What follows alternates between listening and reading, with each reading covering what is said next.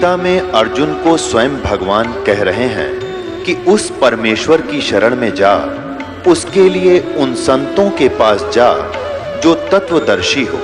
इसी प्रकार हजरत मोहम्मद को उनका अल्लाह कह रहा है कि कोई और पूर्ण परमात्मा है, उसको पाने के लिए उन तत्वदर्शी संत की तलाश कर।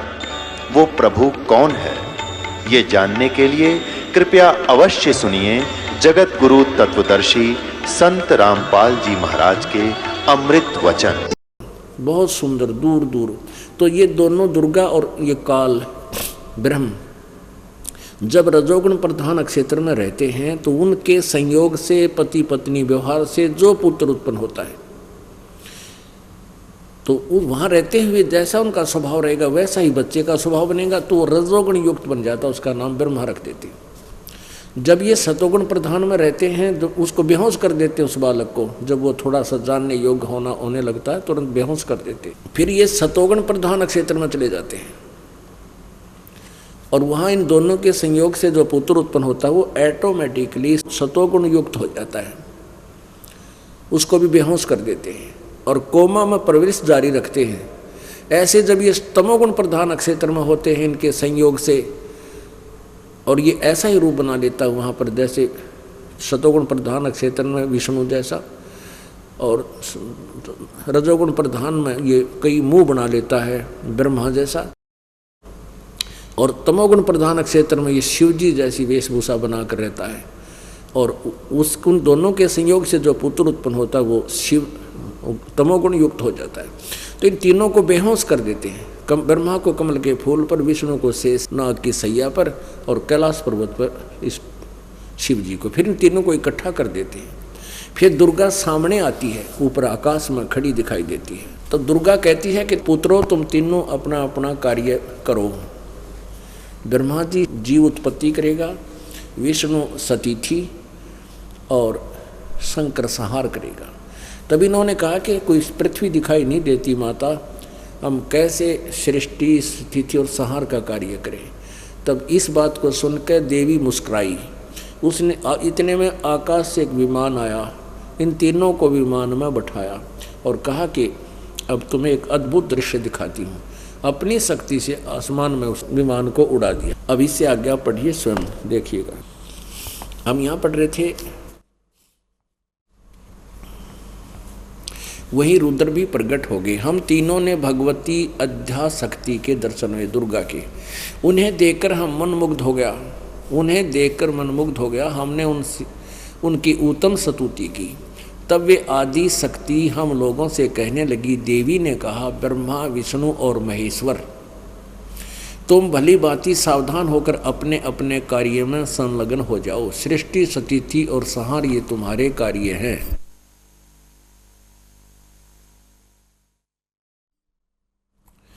ब्रह्मा जी कहते हैं भगवती अध्याशक्ति यानी दुर्गा की वह वाणी बड़ी मधुर, सुंदर एवं सुखप्रद थी।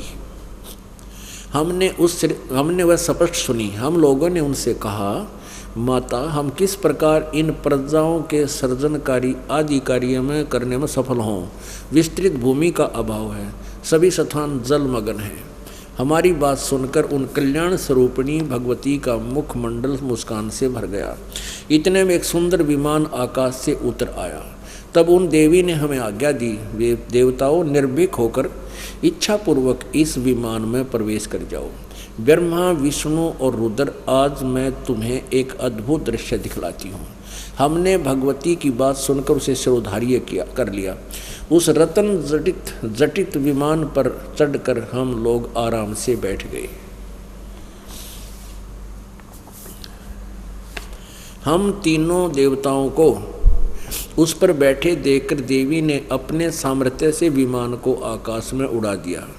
ब्रह्मा जी कहते हैं, मन के समान तीव्र गति से चलने वाला वह विमान जिस अपरिचित स्थान पर गया, वहाँ संपूर्ण फलों से लदे हुए अनेक सुंदर वृक्ष थे।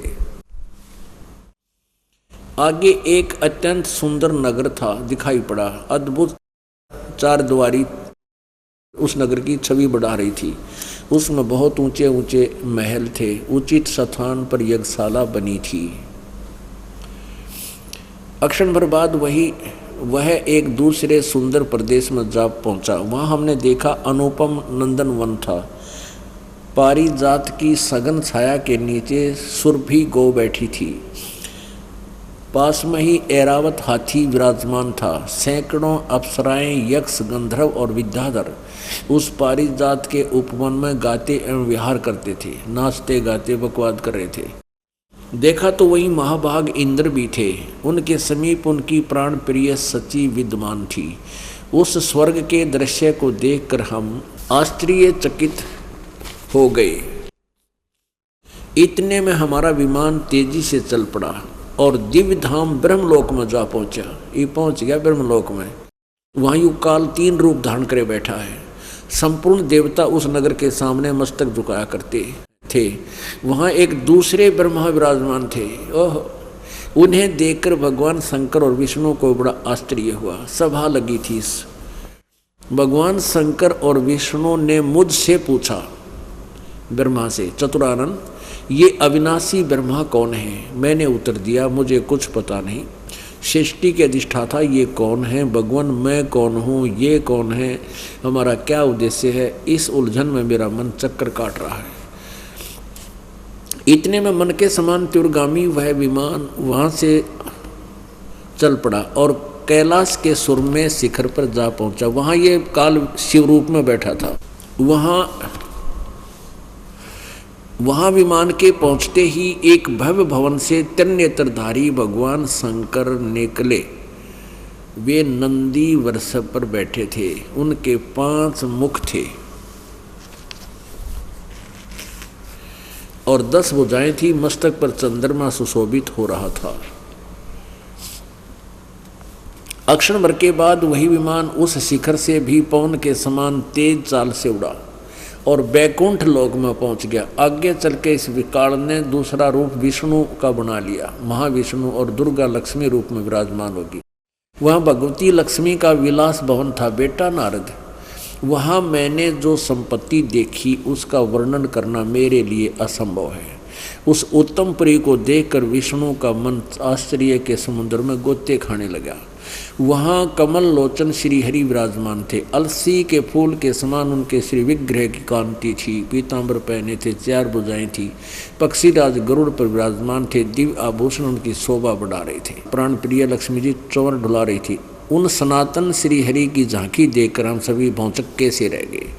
हम एक दूसरे से को देखते हुए हम विमान में एक उत्तम आसन पर बैठे रहे। इतने में ही पवन से बातें करता हुआ विमान तुरंत उड़ गया।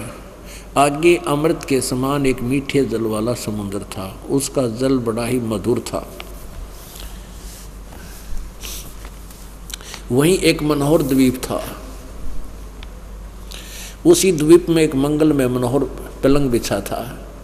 उस पलंग पर एक सुंदर रतन जड़े थे। उस उत्तम पलंग पर एक दिव्य रमणी बैठी थी।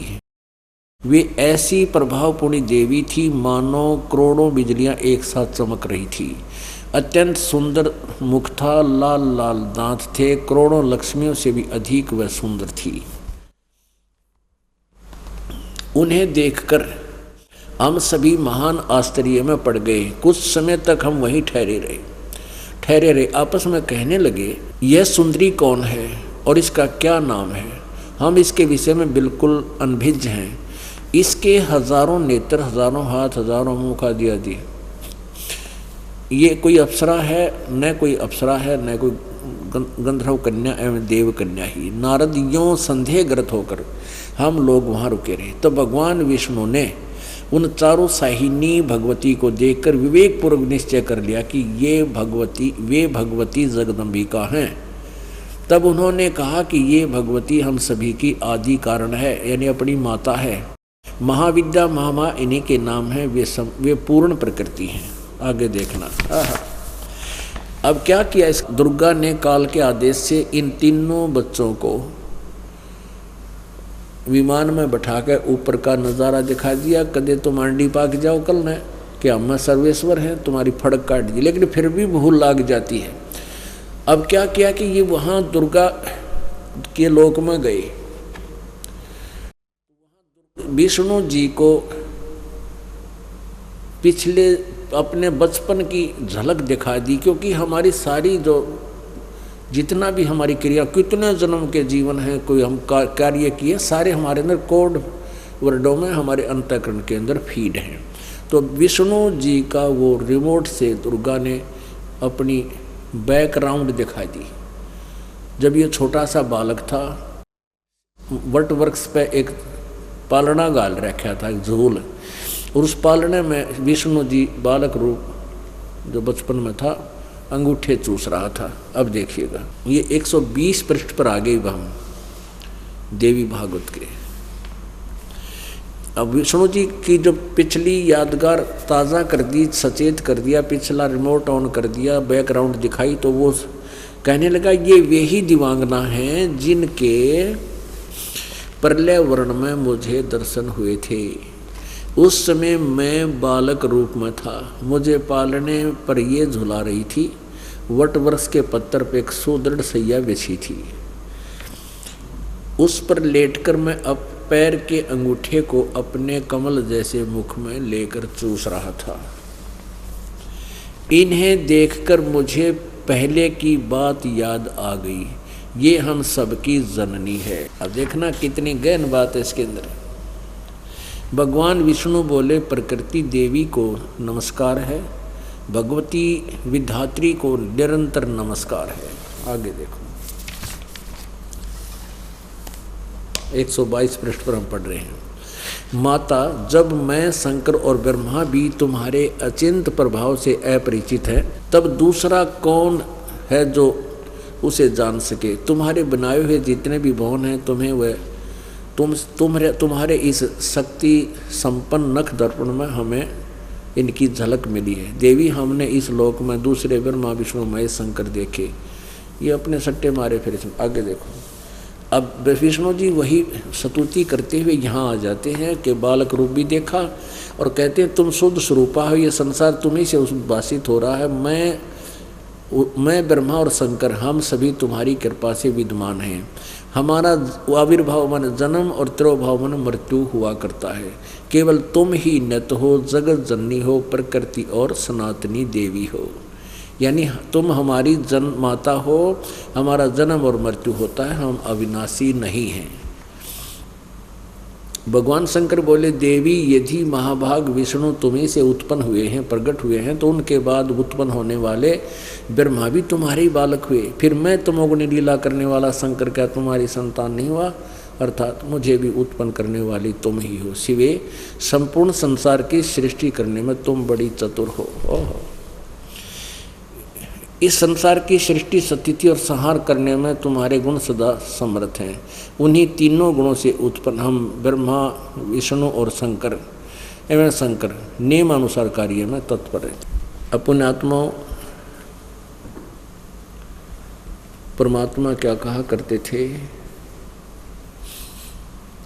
कि हमने इतना ज्ञान बता दिया इस प्राणी को, इतनी वाणी बोल दी जितना बालू रेत, और इस भोड़ी आत्मा के हमारी बात एक न आई हेत। यानी एक पर भी विश्वास नहीं करते, हमारी जरा सी बातों पर भी विश्वास कर लो तो तुम्हारा कल्याण हम अवश्य करते हैं। क्या कहते हैं? मैं रोवत हूँ सृष्टि को, ये सृष्टि रोवे मोहे, गरीबदास इस वियोग को समझ न सकता कोई।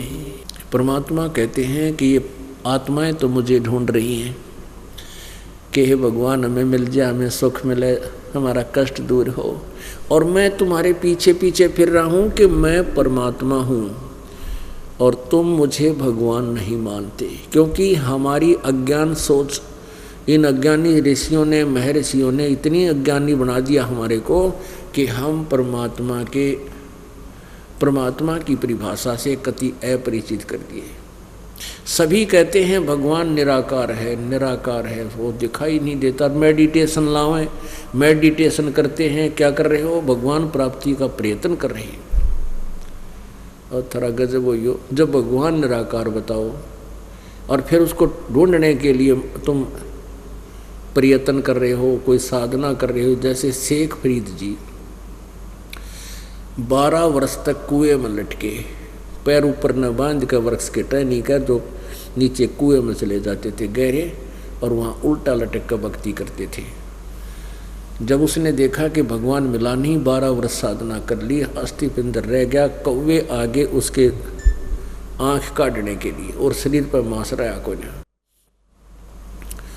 यानी 1.25 मन अन्न खाया था 12 वर्ष में शेख फरीद जी ने, 1.25 मन यानी 50 किलो, और 12 वर्ष में तो कितना, प्रत्येक हिसाब ला के देख लियो, एक कै ग्राम 10 ग्राम कितना बने 12 वर्ष में। उसके बाद शरीर पर मांस नहीं रहा, कौवे ने आँख काटनी चाहिए थी कि शरीर पर मांस तो है नहीं। तो ये कहकर उसने दोबारा रस्सा फांस के उल्टा लटक गया, ये कहता हुआ कि भाई कौव्यो मेरी आँख छोड़ दो, और शरीर पर जो मांस बचा उसने खा लो, तुम अपना भूख बुझा लो, हो सकता है हम भगवान के दर्शन हो जाए। और यूँ कहकर भी उसने सोचा कि ये कौवे आंखें निकाल लेंगे, भगवान मुझे, मैं देख नहीं सकूंगा, शरीर अंत हो गया।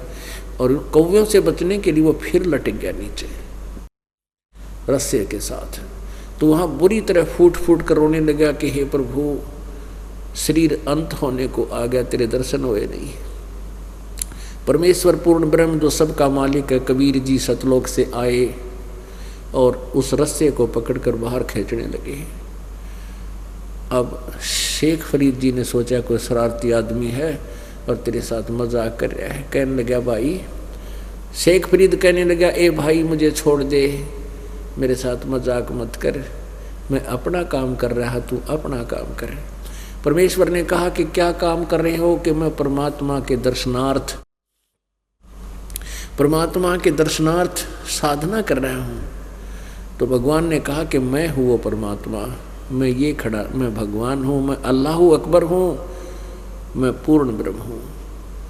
शेख फरीद कहता है कि मजाक मत कर भाई, छोटी मुँह बड़ी बात मत कहे, भगवान दिखाई थोड़ा ही देता है, वो तो बेचून है, निराकार है। अब परमात्मा बोले, भले आदमी एक बात बता, एक तरफ तो तू कह रहा है कि मैं भगवान के दर्शनार्थ, उसके दीदार के लिए साधना कर रहा हूँ, और दूसरी तरफ तू कह भगवान निराकार, वो दिखाई थोड़ा देता है, फिर क्यों डले ढो रहा है कुएं में?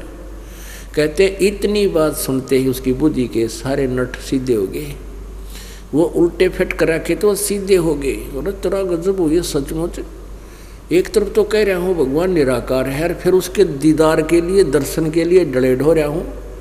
न्यों के न्यों उल्टा लटके ये वार्ता हो रही थी, परमात्मा रस्से से उसको पकड़ रहे थे और वो बोल रहा था उल्टा लटका, तो न्यों के न्यों पैर पकड़ लिए। कुरान शरीफ सूरत फुरकानी 25 आयत नंबर 52 से 59 में कुरान शरीफ का ज्ञान दाता अल्लाह भगवान कह रहा है कि ए पैगंबर, मैं तुझे जो ये ज्ञान दे रहा हूँ, कुरान शरीफ की दलील दे रहा हूँ, तो विश्वास करना। वो कबीर नामक परमात्मा है जिसने 6 दिन में सृष्टि रची, जो सारा सुखदायक है, पाप नाशक है, और 7वें दिन तख्त पर जा बैठा। उसकी खबर किसी बाखबर से पूछना। यानी कुरान शरीफ का ज्ञान देने वाला वो अल्लाह परिचित नहीं है उस पूर्ण परमात्मा को पाने की विधि से और उसके तत्व ज्ञान से। तो इस बात का ज्ञान था उसने। अब इस कुरान शरीफ के इस ज्ञान का उसको पता था शेख फरीद जी को कि भाई अल्लाह नहीं है, यूँ कह रहा है अल्लाह अपने आप को, अल्लाह नहीं है तो अल्लाह का बाखबर ज़रूर है। इसने तो 1 सेकंड में मेरी सारी बात चौंध तोड़ दी, मेरा सारा शंका निवारण कर दिया। पैर पकड़ के ने बोला, भाई हे महाराज मुझे यथार्थ ज्ञान बता दे। परमात्मा बोला, इस भूखे मरण तो भगवान ना मिला है। प्रथम अंदर संयम रखा है, योग युगत सब सतगुरु भाख है। पहले अन्न का संयम से आहार करे, यानी घना भी नहीं खावा, जैसे ना दड़ी पक्का खा ले फिर हमारा टूटे न नींद आ जा, और इतना भी नहीं खावा कि आंत मुस जा, कमल भी मुद्दे हो जा और कति कोड्डा हो जा। नहीं, संयम से रोटी खाओ, घना भी ना खाओ और कति थोड़ा भी ना खाओ, व्रत भी मत रखो।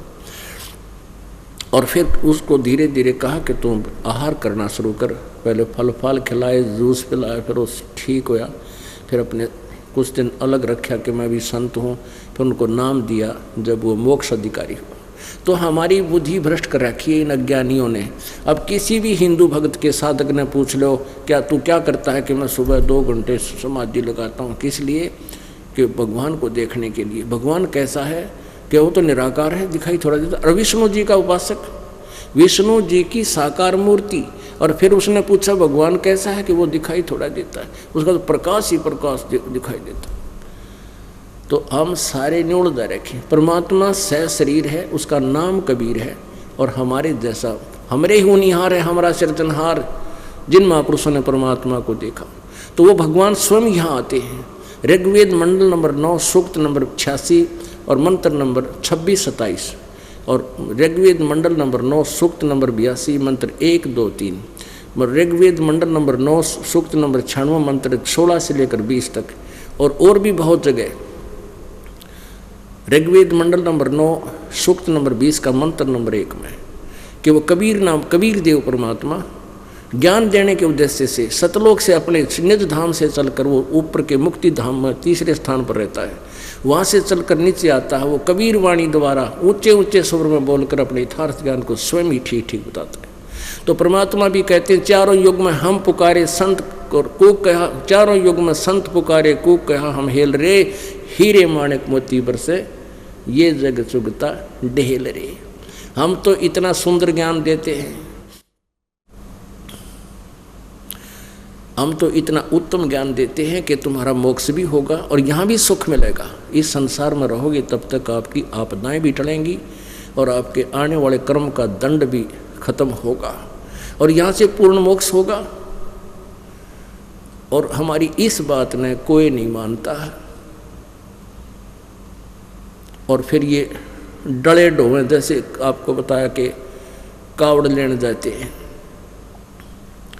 एक ही गांव के 20 आदमी मर गए और उन्होंने बयान दे रखा था कि भी आज के बाद कद्दे कावड़ लेने नहीं जाने देंगे अपने गांव के आदमी ने।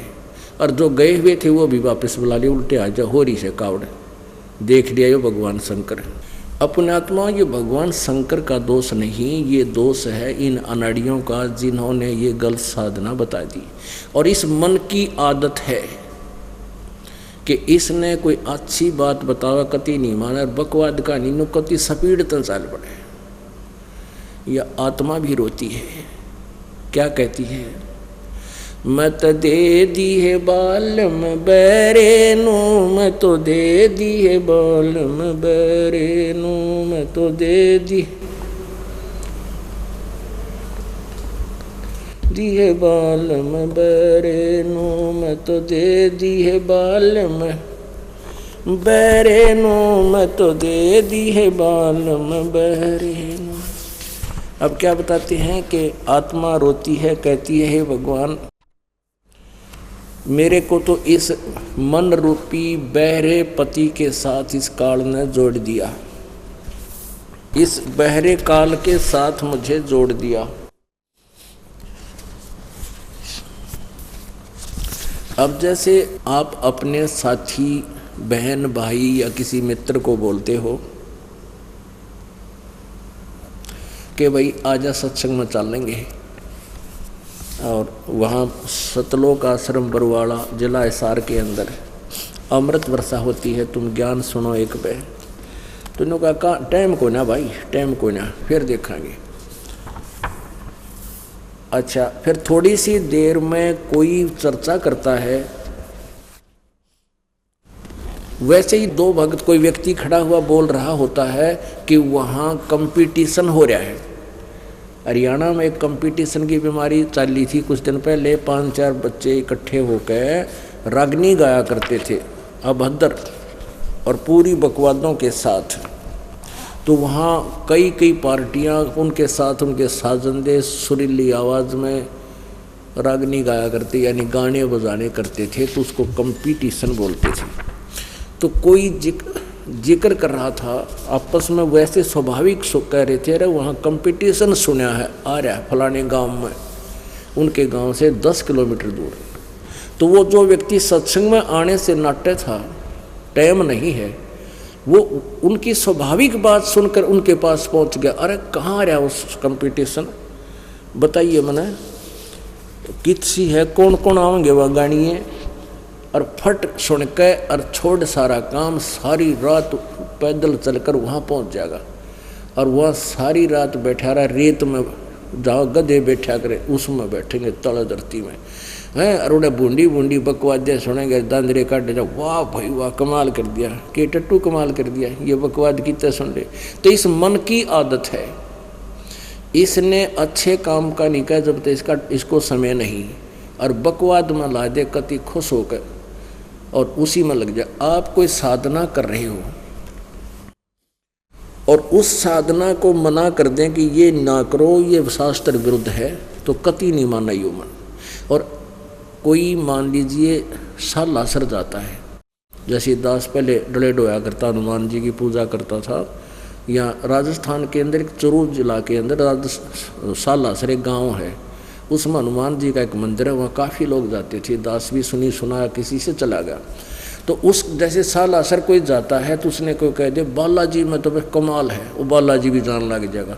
फिर उसने कह दिया भाई वहाँ नीलकंठ पर कावड़ लेने जाते सारे ठाठ हो जाए, वो कावड़ लेने भी चला जाएगा, धक्के खान पैदल जाएगा हैं। और कोई न कह दे आजा भाई बैठ जा, दो घड़ी भगवान की भक्ति सुन ले, चर्चा सुन, ये पूजा गलत है ये सुन, यो मन कति नहीं माने, बहरा हो जा काना पे घटाले। तो आत्मा रो रही है, क्या कह रही है कि परमात्मा मेरे को तो इस बहरे इस मन के साथ बांध दिया, मत दे दी है बालम बहरे नू, मैं तो दे दी है बालम बहरे नू, मैं तो दे दी है बालम,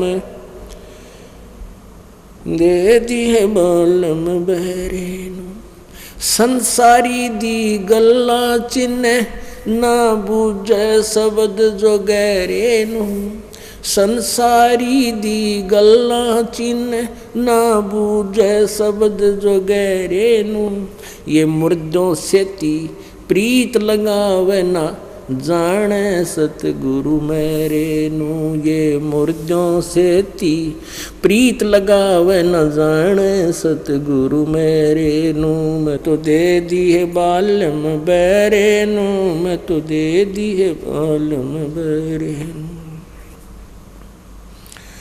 ऊंची थड़ियां खेती वो ये भूल रहे नज डेरे नू, ऊंची थलियां खेती वो ये भूल रहे नज डेरे नू, श्वेत छतर सिर मुकुट विराजे देखत ना उस चेहरे नू, श्वेत छतर सिर मुकुट विराजे देखत ना उस चेहरे नू, मैं तो दे दी है बालम बहरे नू, मैं तो दे दी है बालम बहरे नू, मैं तो दे दी है बालम बहरे नू, मैं तो दे दी है बालम बहरे नू। ये संसार समझदा नहीं कहंदा श्याम दोपहरे नू, ये संसार समझदा नहीं कहंदा श्याम दोपहरे नू, गरीब दासिए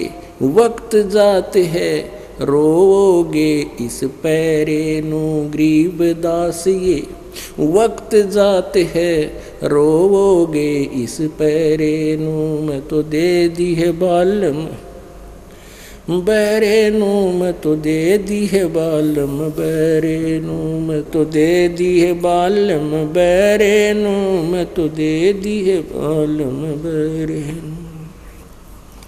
ये संसार समझदा नहीं कहंदा श्याम दोपहरे नू, ये संसार समझदा नहीं कहंदा श्याम दोपहरे नू, गरीब दासिए वक्त जाते है रोओगे इस पैरे नू, गरीब दासिए वक्त जाते है रोवोगे इस पैरे नू, मैं तो दे दी है बालम बहरे नू, मैं तो दे दी है बालम बहरे नू। अब क्या बताते हैं कि संसारी दी गल्ला चीने, कोई स्वाभाविक भी कोई नहीं कह दे चल वहाँ पूजा करना चलाएंगे, कहते हैं वहाँ नीलकंठ पर फलानी जगह उस मंदिर का दौरा एक जाटी का पेड़ है, उसका मनोकामना पूर्ण के लिए एक धागा बांध काते हैं, और जब मनोकामना पूर्ण हो जाए फिर उन्हें खोल लगाते हैं। इस तरह की बकवाद हमारे तीव्र रखी है। अब किसी की होगी तो डर के खाना चला जाएगा, खोल लाओगा ना बन जा रहेगा, कौन जाता फिर। एक आधे की स्वाभाविक सूत बैठते हो 20 साल और बिगाड़ दिए, भाई मैं तो वहाँ गया था मेरी मनोकामना पूर्ण होगी, और होता वो संस्कार पूर्व से। और यहाँ देखना आप भगवान आपके कितने सुख देगा। कहते हैं संसारी की आदमी की बात मान लेगा और ना जाने सतगुरु मेरे नू, मुर्दा से ती प्रीत लगावे ना जाने सतगुरु मेरे नू। यानी कोई मर गया उसकी भूत पूजा श्राद्ध निकालना, कहते इन न पूजे।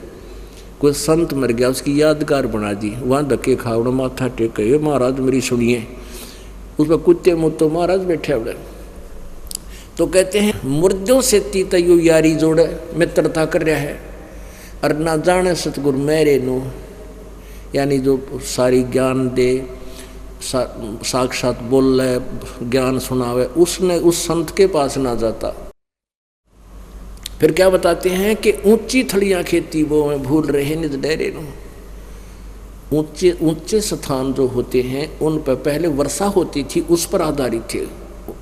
जब ये वाणी बोली गई उसमें ये नहरें नहीं थी, ना ट्यूबवेल सिस्टम था, वर्षा होगी तो खेती कर लिया करते थे। तो कहते हैं एक डहर होता है स्थान, खेत। डहर वो होता है कि जो समतल होता है, झील होता है, और वर्षा जब होती है ऊंचे थलियों पर का पानी भी नीचे आ जाता है, उस डहर में सिंचाई करता है। तो डहर में जो फसल बीज दी जाती थी कई मन एकड़ की होती थी, और ऊंची थलियों पर बीज बो दिया, ऊंचे स्थानों पर वर्षा होगी तो उग जरूर जाता है, फिर सूख जाता है। दोबारा वर्षा होगी तो थोड़े बहुत दाने 1 एकड़ में मान लीजिए 2 मन हो गए, और डहर में हो जा 70 मन। तो कहते तुम उस डहर को छोड़ के ऊंची थलियां पे खेती बोए बैठे हो, अर्थात उस पूर्ण परमात्मा को छोड़कर जो आपको सर्व सुख दे, आपके पाप नाश करे, आपके आने वाली आपत्तियों को, प्रारब्ध के पाप क्रम दंड का नाश करे, उस डहर रूपी भगवान पूर्ण परमात्मा को छोड़कर इन अन्य देवताओं रूपी थड़ियों पर खेती बीजे बैठे हो, जिससे तुम निर्धन होगे, तुम्हारा गुजारा भी नहीं हो रहा। ऊंची थड़ियां खेती वो में भूल रहे निज डेरे नू, और श्वेत छत्र सिर मुकुट विराजे। ऊपर परमात्मा सतलोक में एक बहुत बड़े गुम्बद में विराजमान है, सतलोक के अंदर, और श्वेत छत्र सिर मुकुट विराजे। परमात्मा एक मुकुट पहने हुए हैं और उनके ऊपर श्वेत एक छत्र है, जैसे ये दास के ऊपर इन भक्तान बनवा रखा है। श्वेत छत्र सिर मुकुट विराजे, और देखत ना उस चेहरे नु, निराकार, निराकार का गाटा जोड़ रहे हैं। कहते तुम देख ही नहीं सकते, देखो तो पता लगे कि हाँ परमात्मा साकार है, मनुष्य सदृश है। क्योंकि गरीबदास साहिब जी को परमात्मा स्वयं लेकर गए थे अपने सतलोक में, फिर वहाँ से वापस छोड़े थे शरीर में। अब फिर क्या बताते हैं, ये संसार समझदा नाही कहंदा श्याम दोपहरे नू। ओए है, इस गंदे लोक में, काल के लोक में कोई सुखी नहीं। ओए है, यहाँ तो इतना सुख मान रहे हैं। एक आदमी के 3 बेटे थे, 2 मर गए एक्सीडेंट में, और टक्कर मार मार रोया सारा परिवार, एक बच गया। उसी समय सांत्वना व्यक्त करने के लिए एक ऐसा व्यक्ति भी आ गया जिसका एक पुत्र था, वो भी 4 वर्ष पहले मृत्यु को प्राप्त हो गया। वो कोई उसका आगे वंश नहीं था। वो जब आया तो लोग कहने लगे सांत्वना दिलाने वाले कि देख भाई क्यों बुरा हाल कर रखा है, तो सबके गेला बीते है, देख इस भगत के भाई का एक का पुत्र था वो भी मर गया, अरे भी अपना टाइम पास कर रहा है। तो उन्होंने शांति सी होगी। अब उन्होंने इस बात की शांति होगी कि चोखा मेरे तो एक तो बच गया, 2 मरे से, इसका तो एक था वो ही मर गया।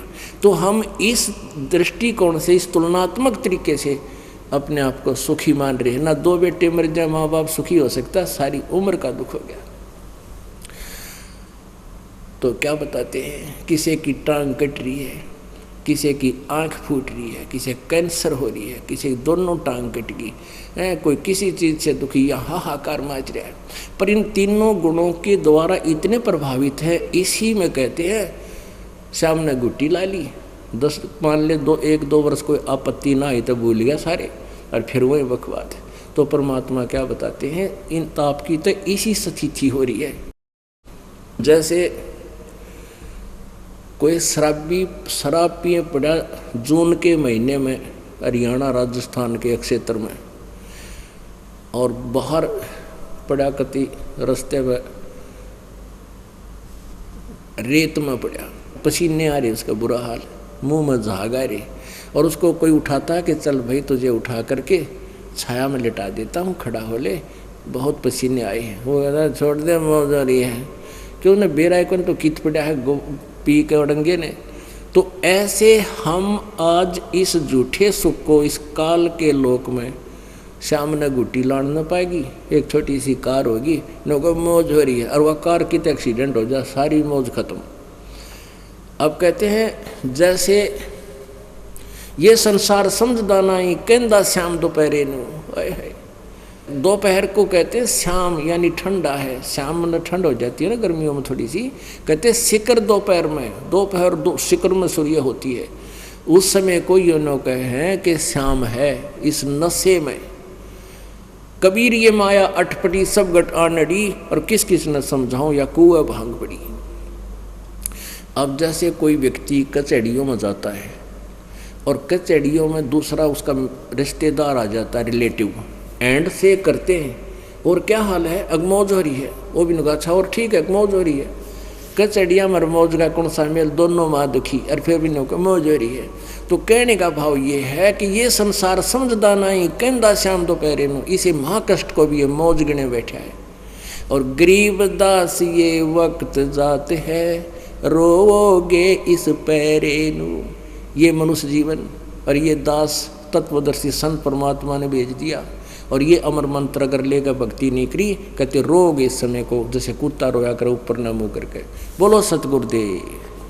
परम पिता परमात्मा सर्व सृष्टि रचनहार कबीर देव कबीर साहब,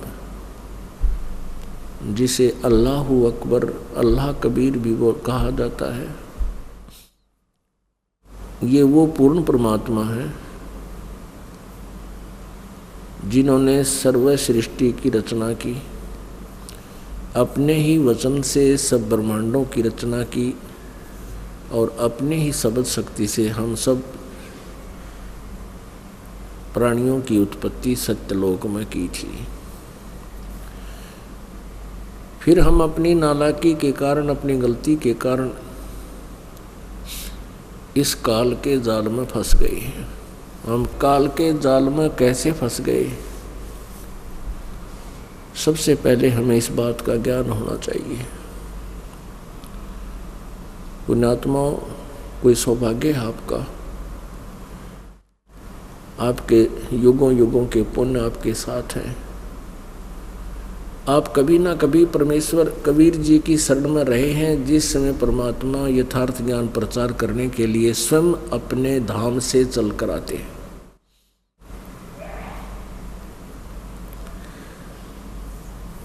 उस समय आप अवश्य कुछ दिन मालिक की शरण में रहे हो।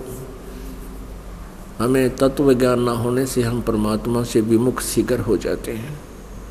हमें कोई भी सिरफरा व्यक्ति आकर के दो इधर उधर की बातें अलग से बता करके हमें भगवान से दूर कर देता है।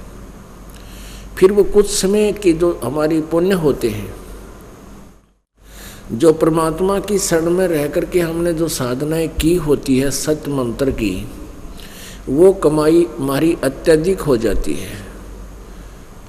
वो कमाई हमारी अत्यधिक हो जाती है, और वो जो भक्ति शक्ति है उसके कारण हम परमात्मा से दूर होकर भी सुखी रहते हैं, क्योंकि वो पुण्य हमारे साथ होते हैं जो परमात्मा की शरण में कुछ समय के लिए हमें करने का सौभाग्य मिला था। उसके कारण फिर हम परमात्मा से दूर होकर भी हम सोचते हैं कि हमने नाम भी छोड़ दिया, गुरु जी भी त्याग दिया, हम अब भी ज्यों के त्यों हैं, हमें कोई हानि नहीं हो रही है। तो आपको जब तत्व ज्ञान होगा उसमें पता चलेगा कि आपको सबसे बड़ी हानि तो ये होगी है कि पुण्य करने थे वो बंद हो गए। आपके जो परमात्मा के संग रहने में कुछ दिन जो पुण्य बन जाते हैं, तो वो पुण्य के कारण आप हो सकता है 1 या 2, 3, 4, 10, 20 जिसकी जितनी पुण्य कमाई होती है मनुष्य जीवन भी प्राप्त कर सकते हो, लेकिन अंत में फिर 84 लाख योनियों में आपको जाना पड़ता है। इसलिए आप जी को यहाँ बुलाकर ये दास ये चाहता है आपको इस तत्व ज्ञान से ऐसा रंग दूं कि आप पहले की तरह फिर मार ना खाओ, जैसे हम पहले धोखा खाते आए हैं। पहले हम क्यों धोखा खाते आए? क्योंकि हम स्वयं शिक्षित नहीं थे। परमात्मा कबीर देव जी, कबीर साहब जुलाहा रूप में बनारस में 120 वर्ष रहकर चले गए। हमने उनको नहीं पहचाना है। क्यों नहीं पहचाना? क्योंकि उन नकली ऋषि गुरुओं महर्षियों ने हमें मूर्ख बना रखा था। वो ये कहते थे कि कबीर जी वेदों और पुराणों और गीता जी के विषय में कुछ नहीं जानते, ये झूठ बोलते हैं, ये ब्रह्मा विष्णु महेश के बारे में गलत ज्ञान दे रहे हैं, सृष्टि रचना ये गलत बता रहे हैं, ये संस्कृत भाषा नहीं जानते, जिस कारण से ये सदग्रंथों को नहीं समझ सकते। तो हमारे पूर्वजों ने जो अशिक्षित थे इस बात को स्वीकार कर लिया कि ये बात तो सत्य है कि कबीर जी अशिक्षित है और संस्कृत भाषा नहीं जानते। सभी सदग्रंथ संस्कृत भाषा में लिपिबद्ध हैं। इसलिए हमने अपने भगवान पर विश्वास नहीं किया कि जो हमें आज ज्ञान दे रहा है, जो हमारे संग है, ये वो पूर्ण परमात्मा है। पुण्यात्माओं, हमने परमात्मा की परिभाषा में, परमात्मा की कैटेगरी में परमात्मा किस दृष्टिकोण से भगवान माना, किन किन को माना। जैसे हमने भगवान श्री कृष्ण जी को भगवान मान लिया, किस आधार से माना? इस आधार से माना कि उन्होंने रावण को मार दिया, कंस को मार दिया और केसी को मार दिया, पूतना को मार दिया। दूसरा आधार हमने ये देखा कि जैसे भगवान श्री कृष्ण जी ने सुदामा के 2 मुट्ठी चावल खा के, जो भुने हुए चावल लेकर गए थे सुदामा जी, और सुदामा जी का एक सुंदर महल बना दिया।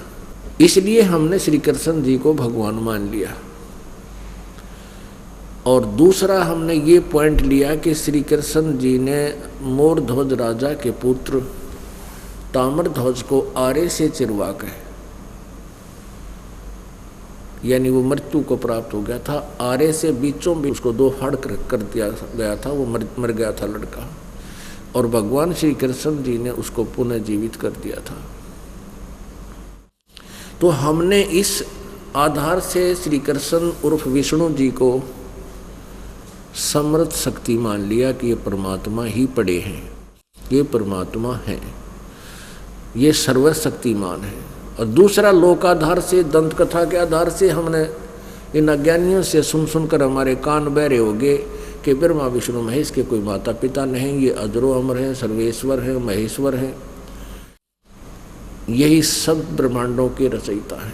इसलिए हम इस काल के जाल में आज तक फंसे हुए हैं। पुण्यात्माओं, विचार कीजिए, परमेश्वर कबीर जी ने आकर के उस पूर्ण ब्रह्म परम अक्षर ब्रह्म ने स्वयं अपने सतलोक से चलकर आकर के यथार्थ ज्ञान दिया था। जैसे ऋग्वेद मंडल नंबर 9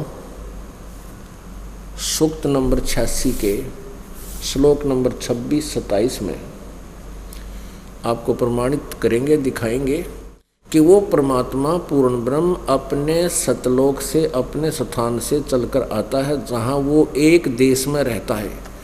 एक देशीय माने एक स्थान पर विराजमान जो प्रभु होता है उसको एक देशीय कहते हैं, यानी एक स्थान पर रहना। और उसकी पावर, उसकी शक्ति, उसका कंट्रोल ओवरऑल ब्रह्मांडों के ऊपर है। जैसे सूर्य एक देशीय होता हुआ अपनी निराकार उष्णता से उसका प्रभाव पूरी पृथ्वी और अन्य ग्रहों और लोकों पर भी उसका असर है, उसका प्रभाव है। वो अपना कार्य कर रहा है। और सूर्य प्रत्येक व्यक्ति के साथ भी नजर आता है। प्रत्येक व्यक्ति को, प्रत्येक प्राणी को ऐसा लगता है कि सूर्य मेरे साथ साथ चल रहा है। ऐसे परमात्मा एक देशीय होकर के अपनी निराकार पावर के साथ, निराकार शक्ति के द्वारा अनंत कोट ब्रह्मांडों को कंट्रोल किए हुए हैं। अब जैसे श्री कृष्ण जी उर्फ विष्णु जी ने ताम्र ध्वज को आरे से कटवा कर जीवित कर दिया, लेकिन वही श्री कृष्ण जी अपने सगे भांजे अभिमन्यु को जीवित नहीं कर सका, जो महाभारत के युद्ध में चक्रव्यूह में मारे गए थे, जो कि पांडवों का इकलौता पुत्र था। सुभद्रा जो श्री कृष्ण जी की बहन थी, उसका बेटा था। सुभद्रा रो रही थी, पांचों पांडवों का कुल नाश हो रहा था, पांचों पांडव रो रहे थे। श्री कृष्ण का भांजा मर गया, वो खुद भी रो रहा था, लेकिन श्री कृष्ण जी अभिमन्यु को जीवित नहीं कर सका। इससे सिद्ध है कि समर्थ नहीं थे। हमने केवल एक ही पहलू से उनको समर्थ मान लिया कि मोर ध्वज के बेटे ताम्र ध्वज को जीवित कर दिया, आरे से कटवा गया। पुण्यात्मा, ताम्र ध्वज की आयु शेष थी और इस शरीर के कटे हुए को जोड़ देना इनके बाएं हाथ का खेल है, कोई बड़ी बात नहीं। इतनी शक्ति है इनके अंदर, इसलिए ये प्रभु पद को प्राप्त है। लेकिन सुभद्रा पुत्र अभिमन्यु की आयु शेष नहीं थी, उसका प्रारब्ध इतना ही था। तो श्री कृष्ण जी प्रारब्ध में परिवर्तन नहीं कर सकते, वो आयु एक्सटेंड नहीं कर सकते। और पूर्ण परमात्मा कबीर देव जी, परम अक्षर ब्रह्म, वो आप जी की आयु भी बढ़ा सकता है। अपनात्मा पांचवा वेद तो परमेश्वर ने स्वयं ही आकर बताया हमारे को। ये चारों वेद जो हैं इनको हम सदग्रंथ मानते हैं, और वेदों के बारे में शायद ही किसी नास्तिक की धारणा होगी कि वेद ठीक को ना, वेद ज्ञान अच्छा नहीं है, शायद ही किसी की होगी। वो तो फिर भक्ति के योग्य होता ही नहीं हो, तो उसका कोई लेखा ही नहीं इस मार्ग में। तो चारों वेदों में परमेश्वर कबीर जी ने अपनी प्यारी आत्मा धर्मदास जी या अन्य गरीबदास साहिब जी और भी जिन महापुरुषों को मिले, उनको आकर के स्वयं ही बताया था कि वेद मेरा भेद है। ये चारों वेदों में जो ज्ञान है ये मेरे विषय में जानकारी दे रहे हैं, पर मैं ना वेदन के माही, यानी मेरे पाने की विधि इन चारों वेदों में नहीं है। और जौन वेद से मैं मिलूँ ये वेद जानते नहीं, और जिस वेद से, जिस ज्ञान से मैं मिलूँ, मेरी प्राप्ति हो, मेरे से मिलने वाले लाभ प्राणी को हो, वो विधि इन चारों वेदों में नहीं है। चारों वेदों में महिमा तो पूर्ण परमात्मा की गाई है, जैसे गीता जी चारों वेदों का निष्कर्ष सारांश है, उसमें भी ब्रह्म और पूर्ण ब्रह्म के विषय में जानकारी है। ऐसे ही चारों वेदों में ब्रह्म और पूर्ण ब्रह्म के बारे में जानकारी है। ब्रह्म सत्र का ज्ञान, ब्रह्म सत्र की भक्ति विधि लिखी हुई है कि ओम इति एक अक्षरम ब्रह्म व्यवहारन माम अनुसमरण ये प्रयाति तजन देहम स याति परमाम गतिम। गीता जी अध्याय नंबर 8 के श्लोक नंबर 13 में गीता ज्ञानदाता श्री कृष्ण जी में प्रवेश करके वो ब्रह्म बोल रहा है, काल बोल रहा है, जो गीता जी अध्याय नंबर 11 के श्लोक नंबर 32 में कहता है कि मैं काल हूँ और इस समय सभी इन प्राणियों को खाने के लिए अब प्रवृत्त हुआ हूँ, अब आया हूँ।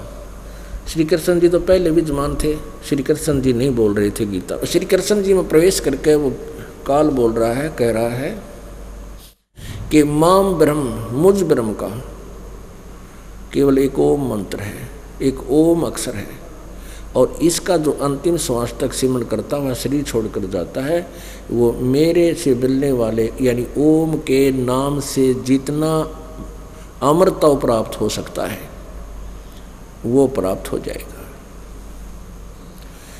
फिर गीता जी अध्याय नंबर 8 के श्लोक नंबर 1 में अर्जुन ने पूछा कि प्रभु आपने 7वें अध्याय के 29वें श्लोक में जिस तत्ब्रह्म के बारे में जानकारी दी है कि उस तत्ब्रह्म और सारे अध्यात्म ज्ञान को समझने के उपरांत ये प्राणी केवल जरा और मन से छूटने का ही प्रयत्न करता है।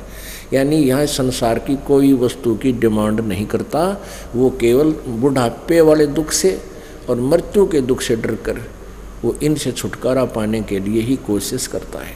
तो वो किम तत्ब्रह्म, वो तत्ब्रह्म क्या है जिसके जानने के बाद प्राणी यहाँ की किसी वस्तु की इच्छा नहीं करता। उसका उत्तर दिया है गीता जी अध्याय नंबर 8 के श्लोक नंबर 3 में कि वो परम अक्षर ब्रह्म है। वो गीता ज्ञान दाता से और है, वो सुप्रीम पावर है, परम अक्षर ब्रह्म है। गीता जी अध्याय नंबर 5 और 7 में गीता ज्ञान दाता कहता है मेरा सिमरण कर, जैसा 8वें अध्याय के 13वें श्लोक में बताया उस मंत्र ओम से, और युद्ध भी कर जिससे तुम मुझे ही प्राप्त होगा। फिर परम अक्षर ब्रह्म के बारे में बताया है 17वें अध्याय के 23वें श्लोक में कि उस परम अक्षर ब्रह्म यानी सच्चिदानंद घन ब्रह्म की साधना का केवल ओम तत्सत, उसको पाने का, उससे मिलने वाले लाभ प्राप्त करने का ओम तत्सत इति निर्देश ब्रह्मण त्रिविध समर्थ है।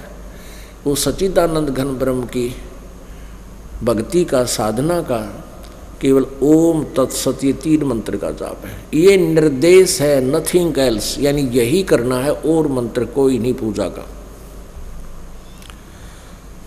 ओम ये ब्रह्म का जाप है और तत् और सत्य ये गुप्त है, ये दास बता सकता है। इस पृथ्वी पे वर्तमान में दूसरे को अधिकार नहीं है ये 2 अन्य मंत्रों के दान करने का, उनको ज्ञान भी नहीं है। यदि किसी ने इस दास से नाम लेकर के बगावत कर भी दी और वो नाम देने लग गया तो महापापी है, अपराधी प्राणी है, उसको अधिकार नहीं है।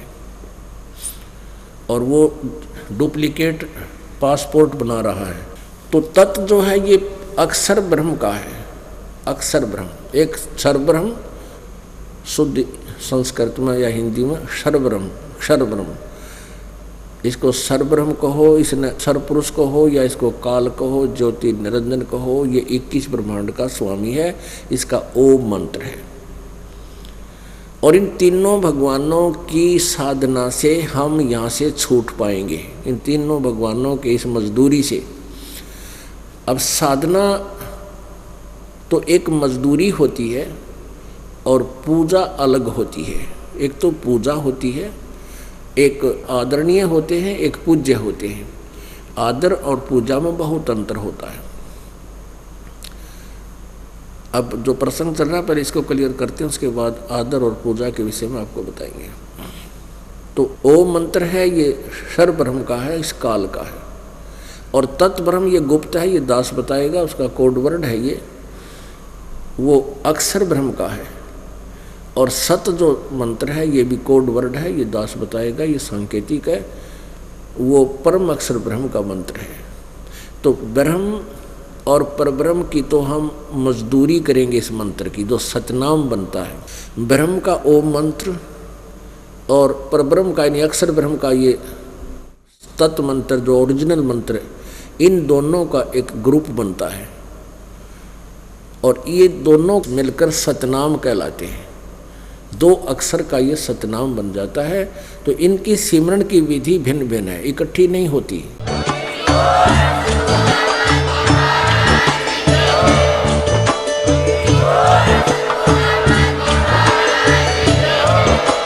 आप सुन रहे थे जगत गुरु तत्वदर्शी संत रामपाल जी महाराज जी के मंगल प्रवचन। अधिक जानकारी के लिए विजिट कीजिए हमारी वेबसाइट www.jagatgururampalji.org। संत रामपाल जी महाराज जी के शुभ आशीर्वाद से पूरे विश्व भर में 500 से भी ज्यादा नाम दीक्षा केंद्र हैं, जिन पर संत रामपाल जी महाराज जी द्वारा ऑनलाइन निशुल्क नाम दीक्षा दी जा रही है। अपने नजदीकी नाम दीक्षा केंद्र का पता करने के लिए संपर्क करें 8222880541।